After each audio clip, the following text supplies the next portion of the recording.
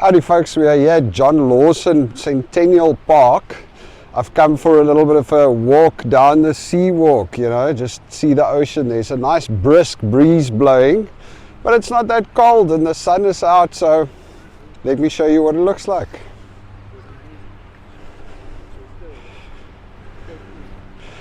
I love autumn or fall here. You've got all the leaves coming down, all the colors, orange, it's beautiful.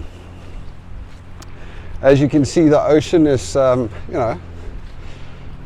ripply. Quite a strong breeze blowing from the ocean. And fairly cold, I must say. So there we've got Stanley Park over there. Lionsgate Bridge. And Ambleside Beach down there. Not a lot of people on the beach. Few people on the sea walk though, so let's take a stroll down the sea walk.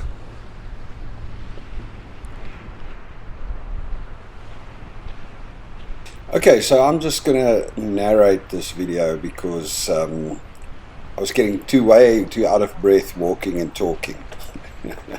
Anyway, so this sea walk runs, basically you can walk from Park Royale Shopping Centre all the way along Ambleside Beach, past John Lawson Park and all the way to Dunder Rave along the ocean.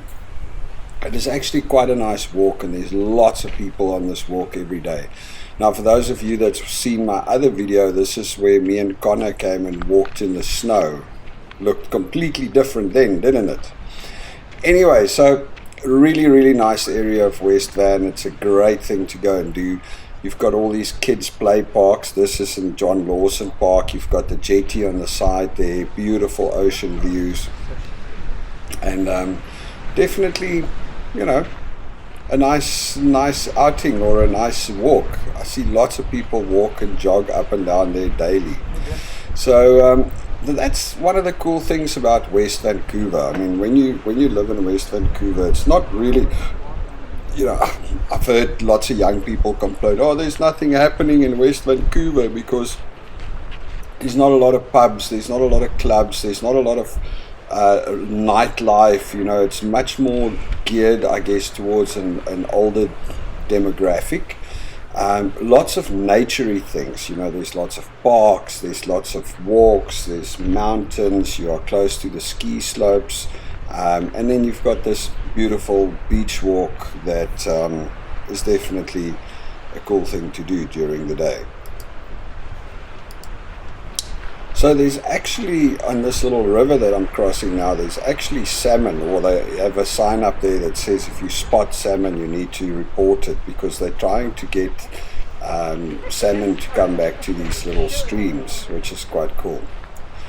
I'm always fascinated by the amount of driftwood that's lying on the beaches here. It's just it seems like such a waste to just have it lying around. And I know people, I was doing some research online about the driftwood, and people were saying, hey, the reality is that this driftwood is, it creates ecosystems for crabs and bugs and all kinds of things on the beach. So I guess that's true. But on the other hand, when we have bad weather like we had earlier this year, when the wind blew and the driftwood all got lifted up and it smashed the jetties and it smashed this sea walk was actually completely trashed. A lot of the stones were broken, some of the houses on the side were broken because, when you have like a 3 or a 6 ton log coming in on a wave, it can do an enormous amount of damage.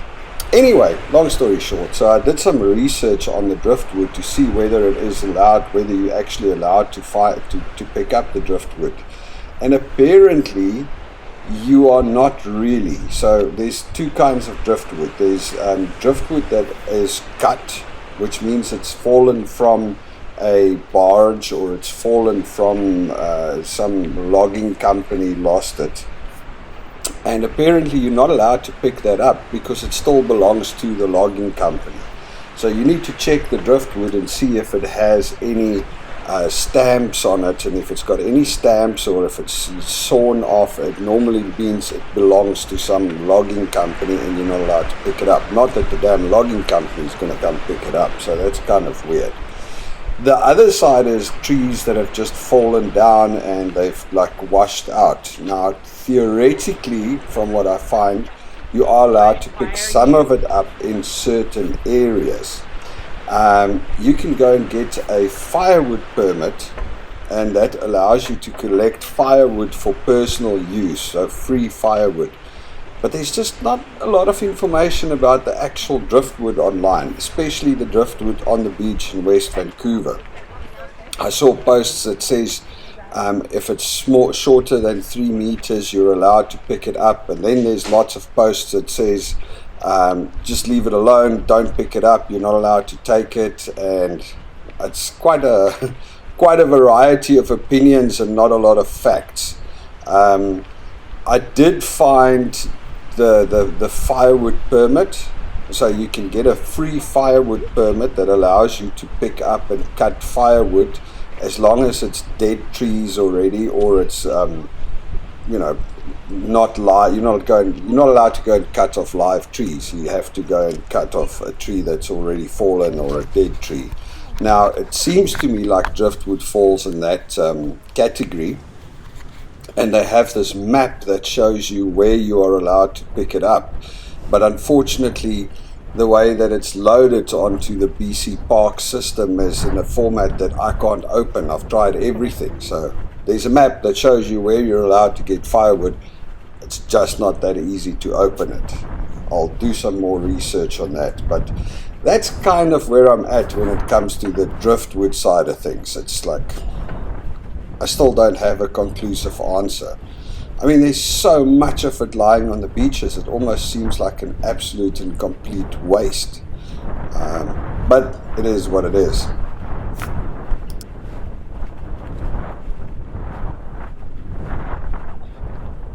As you can hear, it's actually quite windy today and very choppy. If you look at the ocean, it's like walking on the seawalk.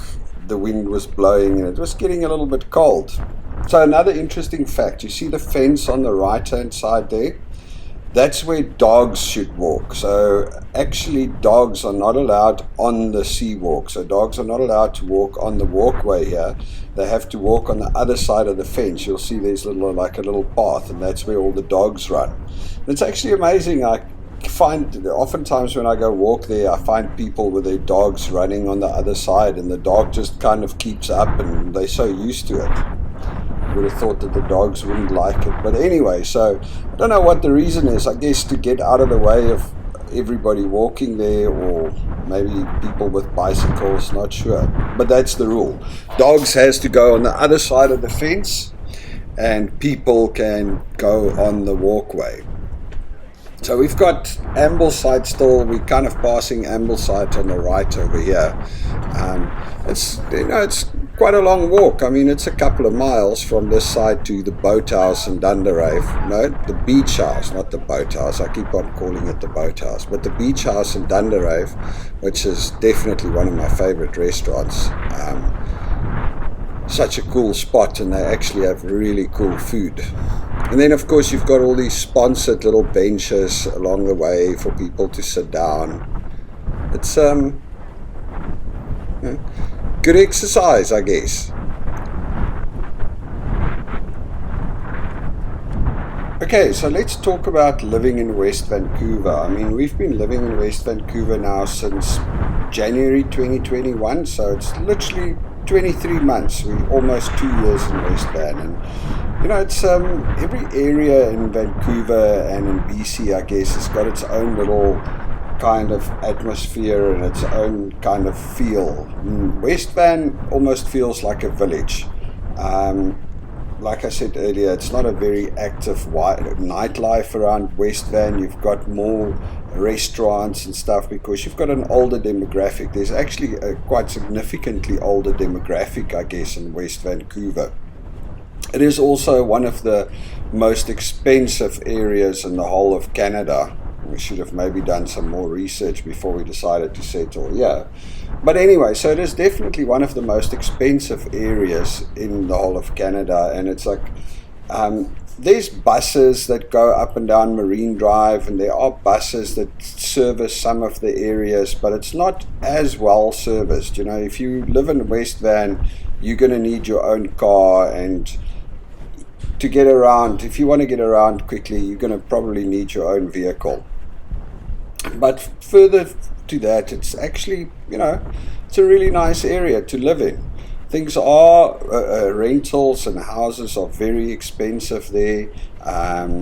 Everything else, I mean, groceries kind of feels you pay the same across Vancouver, so that's not a much different. And then, of course, it's very kind of naturey and very beautiful. That's one of the key attractions of West Vancouver. And you are literally just across the bridge from the city. So you're very close to downtown Vancouver if you have to work there. Albeit if I have to say that if you have to cross the Lionsgate Bridge or one of the bridges to get to the city for work, you know, it's a nightmare. The traffic there can get absolutely ridiculous. They should really add another way to cross. Although maybe that will rob West Van of and North Van of its like little smaller town feel. Anyway, but yeah, living in West Vancouver has been nice. It's good, you know. Good schools, lots of beautiful places around, lots of parks to go to. The seawalk here is great. There's a dog on the right. Did you see him running on his over there? Anyway, so yeah, we've been very happy living here.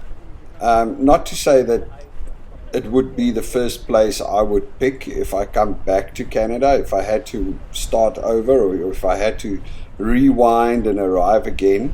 I would probably go and settle in a different area, more like the Tri-Cities, Port Coquitlam, Port Moody, somewhere around there, which is a little bit further out and obviously significantly cheaper. I guess at the end of the day, that's the biggest drawback of West Vancouver, is the fact that it is actually very expensive to live there. I mean, rent, and the main expense being rent. It's nuts. But yeah, you do have the views and you do have the beautiful days. It really, it is cool in that sense. And then the West Van Rec Centre is also really, really awesome. I mean, I guess a lot of the recreational centres, I've been to a few, they all are actually quite cool. But the West Van Rec Centre is great. The community is great. So yeah, I love it. Dunder Rave Village, Horseshoe Bay. You got some really cool areas around here.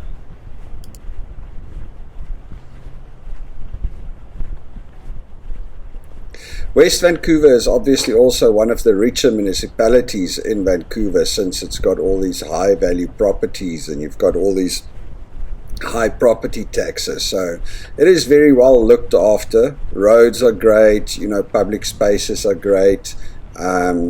They do put a lot of effort into it, to be honest. Although, you know, like there's a couple of, there's another doggo there on the right. There's a couple of these little streets, you know, some of these areas have been built a very, very long time ago. So there's obviously some of these streets that are very narrow and very steep, and where we live at the moment on Sentinel Hill. Oh my gosh, I mean, I'm surprised that there's not more accidents on a regular basis, because you've got these tiny, narrow little streets with these little steep driveways, and lots of people don't actually go park down in their driveway because I guess it's just too harrowing to drive up and down these steep hills. So they park in the road. So now you've got this narrow little streets with this like cars sitting on the side of the road, so literally only one car can pass at a time. And then of course you've got the other problem, people with their hedges and their gardens that literally grow almost into the road. So yeah, that's interesting. But for the rest, I mean, they look after the neighborhoods really well. They take care of the streets. They're actually busy digging up roads down the road here from us again to lay new pipes and new water and sewer lines, I think. But yeah, of course, there's a lot of apartment blocks also, and well, not as many as you would think in West Van. There's a couple of older ones. They're not really building new apartment blocks along the beach or along the beach walk here. More up the mountain, there's a few apartment blocks going up. They actually said that they want to start going more for high density housing in smaller areas and leaving more space open to nature. So, you know, the British properties and the areas up on the side of the mountain here that are still for development, there's still thousands of acres of land up there that still needs to be developed, or that's still earmarked for development. Now, initially they were thinking of building houses, you know, so laying out stands and opening up these whole areas. Although it seems like the thinking has changed a little bit lately, where they are going, hey, we would rather do a, apartment buildings, so smaller footprint, higher density, and leave more of the surrounding area open to nature and that. So that, I think, is actually a cool idea. It makes a lot more sense than just chopping off the forests and building a bunch of houses. So it's actually getting quite windy over here. If you look at the ocean, it's fairly choppy, and you can see everybody is a little cold. Don't let the sunshine fool you. Of course, the other thing is just on the right side here, that's where the railway track runs. So there's a train track all along the beachfront here in West Van. Not sure how many trains actually run on that track, to be quite honest. I don't think I've ever seen a train there while walking up and down there. Don't know if it's still in service. I believe it still is, I guess. But yeah. So right around the bend there in front is when we start going into the Dunder Rave area. That's the Dunder Rave pier there on the left. And this is one of the areas that got smashed. That pier, in that big storm that we had, how much, 3, 4, 5 months ago, I can't remember, when the big storm and all the driftwood got picked up and the water level went up like a meter or two or something, and you just had these giant waves carrying driftwood, and it really smashed the pier. I think the pier is still not open. It's still under construction, or still being fixed. They fixed up the rest of this area quite well, because a lot of this, like the stone side on the left there, and some of these little shelters and stuff were all smashed up by the driftwood at the time. So they've put a lot of effort into restoring it, but yeah, not done yet.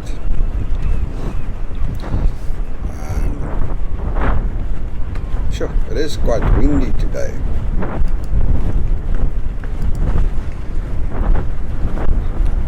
These apartments on the right here are actually quite nice, I must say. It's mostly 1 and 2 bedrooms, I think, and a few studios, so smaller apartments. And they're going not too crazy. I mean, $2,500–3,000. Well, I guess it is damn crazy. $2,500–3,000 a month rental for an apartment is nuts. But anyway, it's older buildings.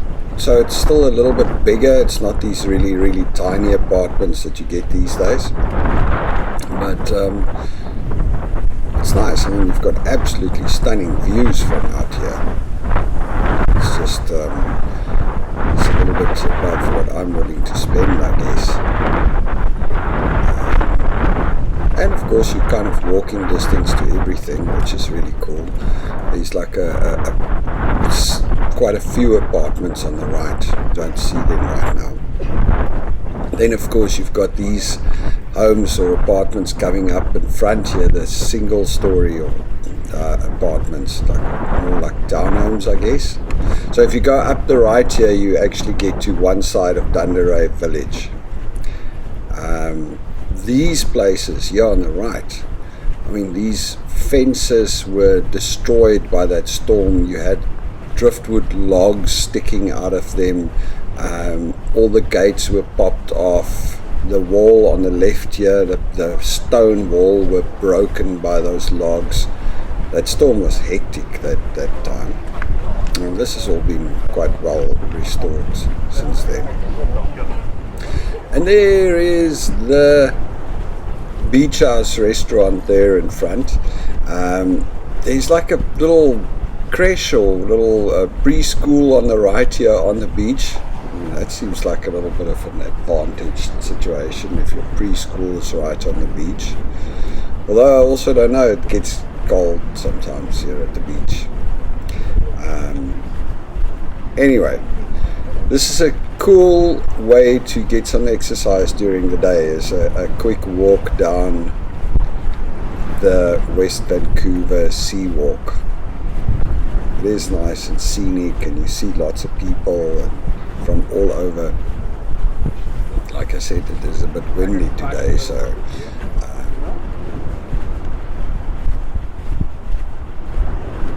and there's another little park. So the preschool is just on the right here, behind this little park.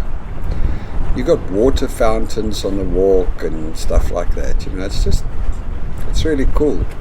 Not a lot of vagrants and people lying around, which I guess is also nice. We don't hang out in this part of town too much. Anyway, folks, I thought I'd take you along for my walk along the sea walk. Please follow and subscribe to the channel.